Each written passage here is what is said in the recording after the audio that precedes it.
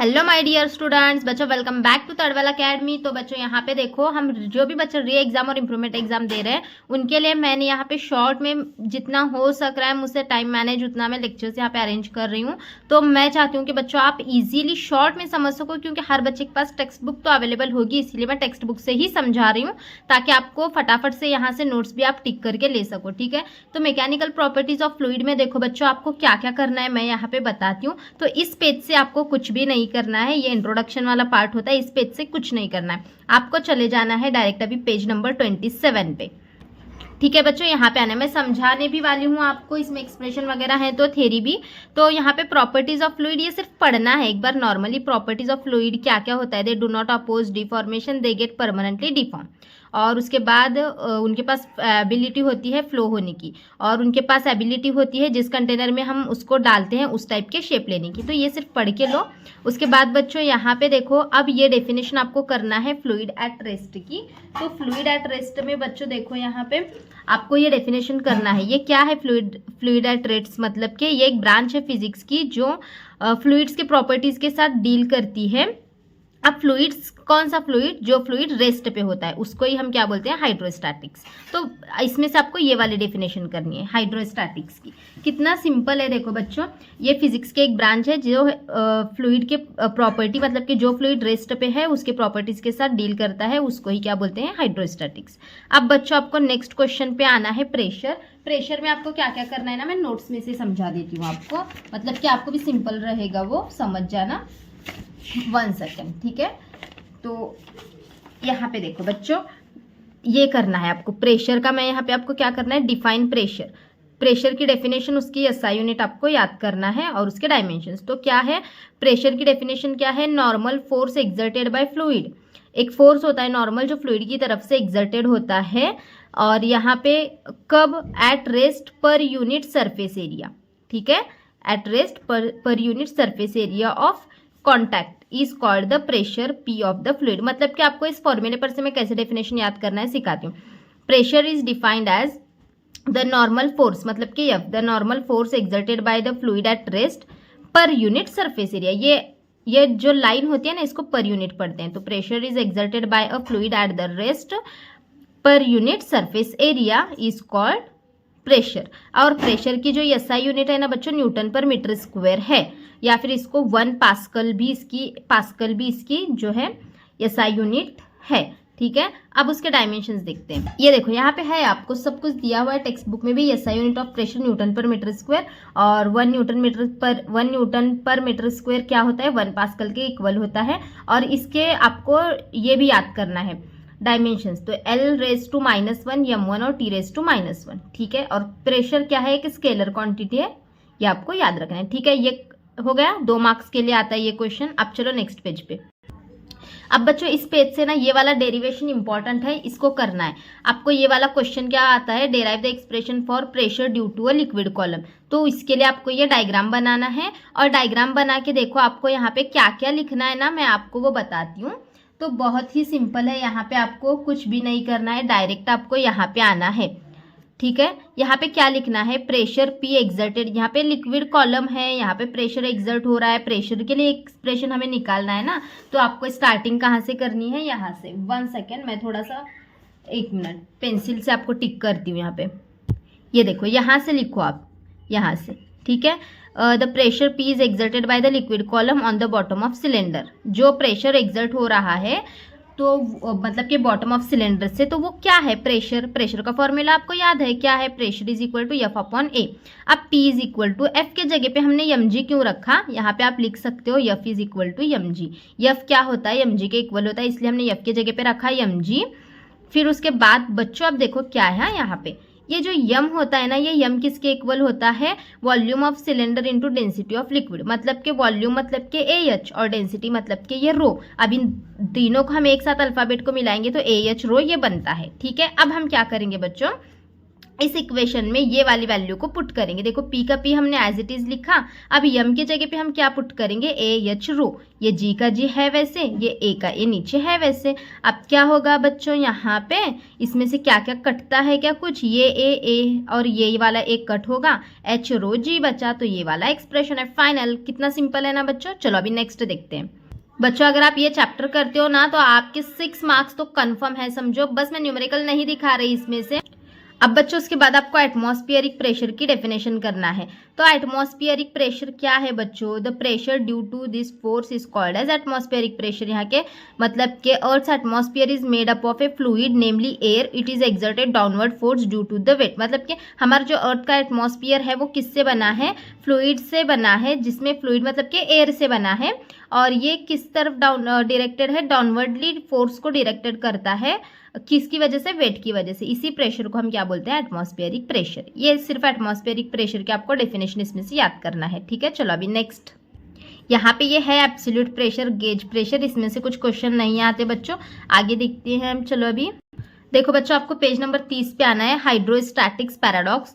तो यहाँ पे आपको इसकी डेफिनेशन करना है। हाइड्रोस्टैटिक्स पैराडॉक्स का मतलब क्या होता है, यहाँ पे है देखो नीचे, कॉल्ड हाइड्रोस्टैटिक्स पैराडॉक्स। तो यहाँ पे देखो क्या होता है, क्या आपको कंसिडर करना है, तो consider the interconnected vessels are shown in the figure. मतलब कि यहाँ पे कुछ वेसल्स आपको नजर आ रहे हैं, तो इसमें जब लिक्विड को हम पोर करते हैं, मतलब कि लिक्विड को भरते हैं, one of the vessel it is notice that the level of liquid in all the vessels in the same. तो यहाँ पे हम लिक्विड भर रहे हैं, उतना ही लिक्विड डाल रहे हैं, तो हर एक की लेवल देखो हमें यहाँ पे सेम दिखाई दे रही है। तो the observation somewhat puzzling, it was called hydrostatics paradox. तो यहाँ पे कुछ कंटेनर में हम लिक्विड डालने के बाद हमें एक पजल्स के जैसा नजर आता है, तो उसको ही हम क्या बोलते हैं, हाइड्रोस्टैटिक्स पैराडॉक्स। और इसमें से आपको ना ये सिर्फ हाइड्रोस्टैटिक्स पैराडॉक्स के ये डेफिनेशन करके ये 2 डायग्राम आपको बनाना है। कुछ आया तो उस पर क्वेश्चन 2 मार्क का। कितना सिंपल है, समझ के लोगे ना तो बहुत ईजी है बच्चों। फिजिक्स ऐसे ही बच्चे इसका टेंशन लेते हैं। और अब उसके बाद देखो पास्कल्स लॉ। पास्कल्स लॉ बहुत इंपॉर्टेंट है इसमें से। अब पास्कल्स लॉ क्या है मैं आपको समझाती हूँ इजीली।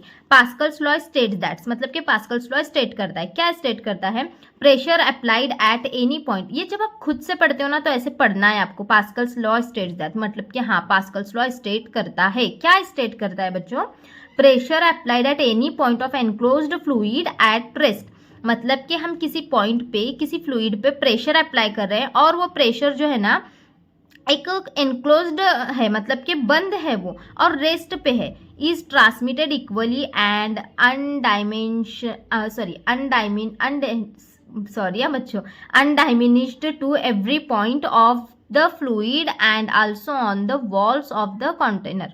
ठीक है, मतलब कि क्या होता है इसके अंदर, जब हम एक फ्लूइड है किसी कंटेनर में बंद है और वो फ्लूइड रेस्ट पर है, ठीक है, उस पर हम क्या अप्लाई कर रहे हैं बच्चों, प्रेशर अप्लाई कर रहे हैं, तब क्या होता है, ये क्या ट्रांसमिट करता है, equally and undiminished to every point of fluid and also on the walls of the container. तो क्या होता है यहाँ पे, ये हर तरफ क्या होता है, फैल जाता है ना जब हम उस पर प्रेशर अप्लाई करते हैं। तो मतलब कि हम उस पर कोई चीज़ फ्लूइड जो है कि रेस्ट पे है, उस पर हम प्रेशर अप्लाई कर रहे हैं, तो वो क्या होता है, वहाँ पे वो क्या होता है, अनडाइमिनिश्ड हो जाता है और ट्रांसमिट हो जाता है।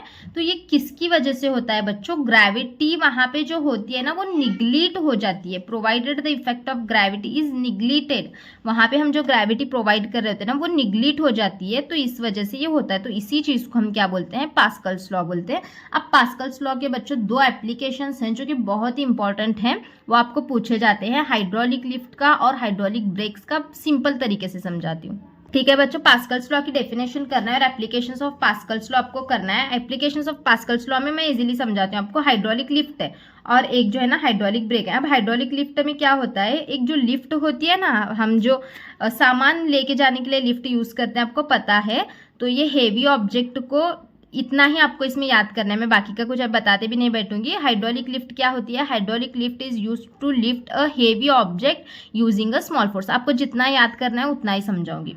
हाइड्रोलिक लिफ्ट मतलब कि क्या होता है कि हेवी ऑब्जेक्ट को लेके जाने के लिए एक स्मॉल फोर्स का यूज किया जाता है, तो उसको हाइड्रोलिक लिफ्ट बोलते हैं। The working of the machine is based on Pascal's law. तो ये मशीन का जो वर्किंग होता है ना, ये पास्कल्स लॉ के ऊपर बेस्ड होता है। तो यहाँ पे ये एक पिस्टन है, ये एक पिस्टन है, ये सारी थ्योरी यहाँ पे आगे दी गई है, लेकिन आपको ये कुछ करने की ज़रूरत नहीं पड़ेगी। सिर्फ आपको पास्कल्स लॉ की डेफिनेशन या हाइड्रोलिक लिफ्ट मतलब हाइड्रोलिक ब्रेक्स में भी आपको क्या करना है बच्चों, हाइड्रोलिक ब्रेक्स में भी हाइड्रोलिक ब्रेक्स का देखो, ये हाइड्रोलिक ब्रेक्स क्यों यूज होता है, hydraulic brakes are use to slow down और स्टॉप व्हीकल्स इन मोशन। आपको पता है ब्रेक्स कहाँ पे यूज होते हैं, व्हीकल्स को स्लो करने या उसकी मोशन को स्टॉप करने के लिए होते हैं, और ये भी जो है ना सेम हाइड्रोलिक लिफ्ट के प्रिंसिपल के जैसा ही काम करते हैं। तो थ्योरी है, यहाँ पे आप आगे पढ़ना चाहो तो पढ़ सकते हो, उतना टाइम नहीं है, तो आप सिर्फ ये मतलब पास्कल्स लॉ की डेफिनेशन, हाइड्रोलिक लिफ्ट की ये डेफिनेशन, डायग्राम, फिर उसके बाद हाइड्रोलिक ब्रेक्स की ये डेफिनेशन किसको बोलते हैं और डायग्राम, इतना करो। ओके, चलो अभी नेक्स्ट देखते हैं। अब बच्चों उसके बाद ना आपको मेजरमेंट ऑफ प्रेशर करना है। तो अब प्रेशर को मेजरमेंट करने के लिए अब instrument use to measure pressure are called pressure meter, ये डेफिनेशन आपको करना है, ठीक है, 1 मार्क के लिए। या फिर प्रेशर गेज भी बोलते हैं, या फिर उसको वैक्यूम गेज भी बोलते हैं। यहाँ तक करो, मेजरमेंट ऑफ प्रेशर की ये डेफिनेशन करो। एक ऐसा इंस्ट्रूमेंट जो कि प्रेशर मेजर करने के लिए यूज होता है, उसको प्रेशर मीटर, प्रेशर गेज या फिर वैक्यूम गेज भी बोलते हैं, ठीक है। ये हो गया डेफिनेशन। अब इधर के पेज पे आओ। उसके बाद इसमें है ना 2 पॉइंट है, एक मर्क्यूरी बैरोमीटर है। प्रेशर मेजर करने के लिए कौन कौन से इंस्ट्रूमेंट यूज होते हैं, तो प्रेशर मेजर करने के लिए एक मर्क्यूरी बैरोमीटर का यूज होता है और एक ओपन ट्यूब मैनोमीटर का यूज होता है। तो मर्क्यूरी बैरोमीटर क्या होता है, ये एक इंस्ट्रूमेंट होता है जो कि एटमॉस्फियरिक प्रेशर को मेजर करता है, इसको ही क्या बोलते हैं, बैरोमीटर। तो इतनी डेफिनेशन याद करो, an instrument that measure atmospheric pressure is called as a barometer. ये याद करके ना बच्चों आपको ये डायग्राम ड्रॉ करना है, ये याद करो। फिर उसके बाद यहाँ पे ये जो भी चीज़ें डायग्राम में आपको दिख रही है ना, number 1 glass tube of about 1 metre length, ये जो ग्लास ट्यूब है इसकी लेंथ 1 मीटर है, इसका डायमीटर 1 सेंटीमीटर है, और ये जो है ना मर्क्यूरी से फिलअप की गई है। यहाँ पे एक स्मॉल डिश जो कंटेनर है, यहाँ पे इसमें ये नीचे यहाँ पे लगाया गया है। ये सब कुछ थ्योरी बच्चों आपको इसमें से लिखना है। यहाँ पे ये ऊपर ना, यहाँ पे देखो, ये ऊपर इस जो एक ग्लास ट्यूब है इसके ऊपर थोड़ी सी स्पेस जो है ना, the vacant space, it is called as the Torricelli's vacuum. ये सब आपको इसमें देख के लिखना है। और आपको ये क्या लिखना है, यहाँ पे पॉइंट बी सी, यहाँ पे देखो, यहाँ पे नीचे आते हैं ना, तो यही सब थ्योरी में है। 10 प्रेशर एट द, दिल से लिखना है बच्चों, ये याद करते मत बैठो, दिल से लिखना है आपको। Pressure at the upper end of the mercury column inside the tube is 0। Pressure क्या क्या रहेगा, इनसाइड द ट्यूब 0 रहेगा, और पॉइंट ए पे भी क्या रहेगा, प्रेशर 0 रहेगा। पॉइंट सी जो है ना मर्क्यूरी बैरोमीटर में, तो वो पॉइंट सी और बी दोनों भी यहाँ पे देखो हम देख रहे हैं, तो एक ही लेवल में है यहाँ पे। तो लेवल पॉइंट बी और सी का यहाँ पे क्या है, सेम है। और उसके बाद the pressure at c is equal to the atmospheric pressure p naught. तो ये सी का प्रेशर क्या है, पी नॉट के इक्वल है। यही सब आपको थ्योरी लिखना है इसके अंदर। बाकी एक 5-6 पॉइंट याद कर लो, बाकी कुछ आपको ज़्यादा करने की ज़रूरत नहीं है। अब उसके बाद ओपन ट्यूब मैनोमीटर का भी सेम वैसे ही। मैनोमीटर क्या होता है, देखो ये मैनोमीटर की डायग्राम बना, और ये क्या दिख रहा है यार डायग्राम में, वही सब लिखना है ना। मैनोमीटर यू शेप्ड का है, पार्शियली फिल्ड है लिक्विड से, और फिर वहाँ पे वाटर और केरोसिन है। फिर उसके बाद यहाँ पे वही सब लिखना है, कुछ भी इसमें टेंशन लेने वाली बात नहीं है। डायग्राम बनाओ, ये थ्योरी सब क्या क्या आपको डायग्राम में दिख रहा है वही लिखना है आपको। ये कुछ उतना इम्पोर्टेंट नहीं है, बस मैं आपको पढ़ने के लिए बोल रही हूँ, ठीक है। ये वाला कुछ उतना इम्पोर्टेंट नहीं है। उसके बाद आपको सबसे इम्पोर्टेंट पार्ट हम आते हैं इधर सरफेस टेंशन पे। तो सरफेस टेंशन का बहुत ज़्यादा इंपॉर्टेंट है, डेफिनेशन करना है बच्चों सरफेस टेंशन की। किसको बोलते हैं surface tension, a liquid at rest shown a very interesting property called as surface tension. एक लिक्विड है रेस्ट पे, वो एक बहुत ही इंटरेस्टिंग प्रॉपर्टी को शो करता है, उसको ही क्या बोलते हैं, सरफेस टेंशन, ठीक है। तो अब इसको देखो, जब हम देखते हैं कि वाटर स्पाइडर जो है ना वाटर पे वॉक कर रहा है, हम वॉक कर सकते हैं क्या, वाटर पे नहीं कर सकते, लेकिन वाटर स्पाइडर वहां पे उस पे वॉक कर रहा है। उसके बाद यहाँ पे greased needle floats on the steady surface of water. हम देखते हैं ना नीडल कभी पानी में फेंकते हैं ना, तो वो सरफेस पे जो है वो फ्लोट करती रहती है। तो ये सब चीजें ना, ये सब फेनोमेनॉन को ही क्या बोलते हैं हम, ये सब फेनोमेनॉन जो होते हैं ये सरफेस टेंशन की वजह से होते हैं। अब बच्चों इसमें आपको डेफिनेशन लिखना है सरफेस टेंशन की, याद रखना है। उसके बाद अब सबसे इंपॉर्टेंट यहाँ पे molecular theory of surface tension. तो molecular theory of surface tension में आपको आगे के पेज पे बताती हूँ क्या क्या करना है, ठीक है बच्चों। उससे पहले देखो ये वाली डेफिनेशन आपको याद करना है। इंटरमोलिकुलर फोर्स, ये वाली डेफिनेशन आपको याद करना है। The force between molecules is called intermolecular force. Molecules के बीच में के फोर्स को क्या बोलते हैं, इंटरमोलिक्यूलर फोर्स। और ये 2 टाइप का होता है, ये बहुत इंपॉर्टेंट पार्ट है बच्चों। ये 2 टाइप का होता है, कोहेसिव फोर्स और एडहेसिव फोर्स। कोहेसिव फोर्स किसको बोलते हैं, the force of attraction between the molecules of same substance. Same substance के 2 मॉलिक्यूल के बीच में का जो फोर्स है उसको कोहेसिव फोर्स बोलते हैं। फॉर एग्जांपल, एक मॉलिक्यूल वाटर का है, दूसरा भी मॉलिक्यूल वाटर का है, तो ये दोनों के बीच में फोर्स जो होगा ना, इस फोर्स को हम क्या बोलेंगे, कोहेसिव फोर्स। उसी का अपोजिट एडहेसिव फोर्स क्या होता है, the force of attraction between 2 different molecule. मतलब कि एक वाटर मॉलिक्यूल और एक दूसरा एयर का मॉलिक्यूल समझो। तो समझ गए, इंटरमोलिक्यूलर फोर्स मतलब कि 2 मॉलिक्यूल्स के बीच में का फोर्स। और ये 2 टाइप में डिवाइड होता है, कोहेसिव फोर्स और एडहेसिव फोर्स। कोहेसिव फोर्स मतलब कि force of attraction between 2 same molecules, ठीक है। और एडहेसिव फोर्स मतलब कि force of attraction between 2 different molecules, ठीक है, 2 अलग अलग मॉलिक्यूल्स का। ये डेफिनेशन से याद करो। उसके बाद देखो यहाँ पे ये कुछ याद करने की जरूरत नहीं है। सरफेस फिल्म हो सके तो याद करो डेफिनेशन। सरफेस फिल्म मतलब कि क्या होता है, एक सरफेस लेयर होती है लिक्विड पे जो थिकनेस की वजह से आती है, उसको ही सरफेस फिल्म बोलते हैं। उसके बाद बच्चों सबसे इंपॉर्टेंट पार्ट ये वाला आपको करना है, मॉलिक्यूलर थ्योरी। ये थ्योरी आपको पूछा जाता है। यहाँ पे क्या पूछा जाता है question, surface tension on the basis of molecular theory. तो यहाँ पे explain the surface tension on the basis of molecular theory, ये वाला इंपॉर्टेंट है बच्चों बहुत ज़्यादा। इसमें आपको क्या करना है, ये वाली डायग्राम बनाना है, ठीक है। ये ऊपर जो यहाँ पे आपको डायग्राम दिख रहे हैं ना, ये वाली और ये वाली, ये दोनों डायग्राम बनाना है। और डायग्राम बना के आपको लिखना है कि फिगर में यहाँ पे शो किया गया है कि एक्स वाई जो है ना फ्री सरफेस है लिक्विड का, और एक्स डैश वाई डैश जो है वो पैरेलल लेयर है एक्स और वाई की, ठीक है। सिंपल है ना, एक्स वाई जो है वो फ्री सरफेस है, x dash y dash parallel है एक्स वाई को। उसके बाद बच्चों यहाँ पे अब आपको क्या करना है, ये इतना ही लिखना है। अब उसके बाद डायरेक्ट आपको यहाँ, ठीक है, मैं टिक करा के देती हूँ, ये देखो पैरेलल टू एक्स वाई, इतना ही करो, ठीक है। उसके बाद यहाँ पे आओ, डायरेक्ट क्या करना है आपको, यहाँ पे आओ, कंसीडर, ठीक है।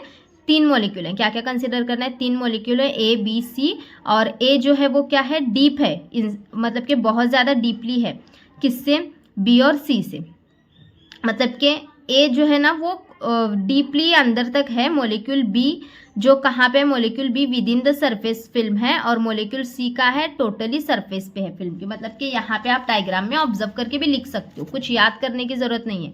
मॉलिक्यूल ए डीप है, मॉलिक्यूल बी कहाँ पे है, सरफेस फिल्म पे है, और अपर ऑफ सरफेस फिल्म पे कौन है, मॉलिक्यूल सी है।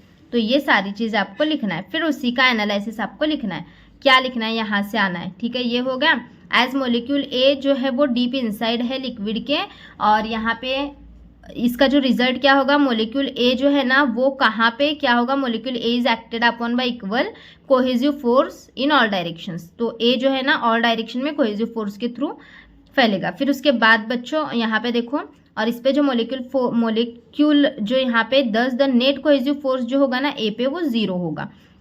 सेम मॉलिक्यूल बी के लिए भी आपको लिखना है, बी जो है ना वो सरफेस लेयर के थोड़ा सा बिलो में है, और यहाँ पे ए जो है वो लार्जर पार्ट है स्पेयर का इनसाइड द लिक्विड, मतलब कि लिक्विड के इनसाइड में ए जो है ना लार्जर पार्ट है, तो ये लिखना है। और बी का यहाँ पे क्या होगा बच्चों, देखो यहाँ पे रिजल्ट डायरेक्ट लिखना है आपको, यहाँ से यहाँ तक आपने याद किया, फिर उसके बाद ये direct as a result the molecule b gets attracted inside the liquid. Simple याद करो, ठीक है।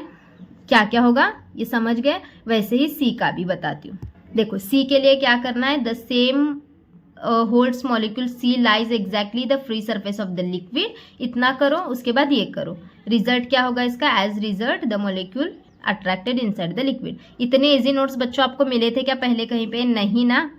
तो क्या क्या बताया मैंने आपको, डायग्राम बनाना है, मॉलिक्यूल ए, मॉलिक्यूल बी, मॉलिक्यूल सी, पहले तीनों का एक साथ लिखो कहाँ कहाँ पे है, फिर एक एक को एक्सप्लेन करो। मॉलिक्यूल ए कहाँ पे है, डीप इनसाइड में है, उसका रिजल्ट क्या होगा। मॉलिक्यूल बी कहाँ पे है, फिर उसका रिजल्ट क्या होगा। मॉलिक्यूल सी कहाँ पे है, ये लिख के फिर उसका रिजल्ट क्या होगा। इतना सिंपल ही लिखना है, ठीक है बच्चों। तो यहाँ तक ये मैंने अभी समझा दिया है। नेक्स्ट इस पे वीडियो आएगा जिसके अंदर हम सरफेस एनर्जी के बारे में और आगे के एक्सप्रेशंस जो कि बहुत बहुत बहुत इंपॉर्टेंट हैं। आगे 2-3 एक्सप्रेशंस हैं बच्चों जो बहुत इंपॉर्टेंट है, डेरिवेशंस, तो वो मैं समझाऊंगी। वो वीडियो कब तक चाहिए जल्दी से मुझे कमेंट करके बता दो फिर, ठीक है। और कुछ भी डाउट होगा तो पूछ लेना कमेंट में, और टेंशन मत लो, स्ट्रेस फ्री होके जो है ना स्टडी करो बच्चों, ठीक है। चलो जो भी आपको नेक्स्ट वीडियो कब तक चाहिए जल्दी से कमेंट करके बता दो।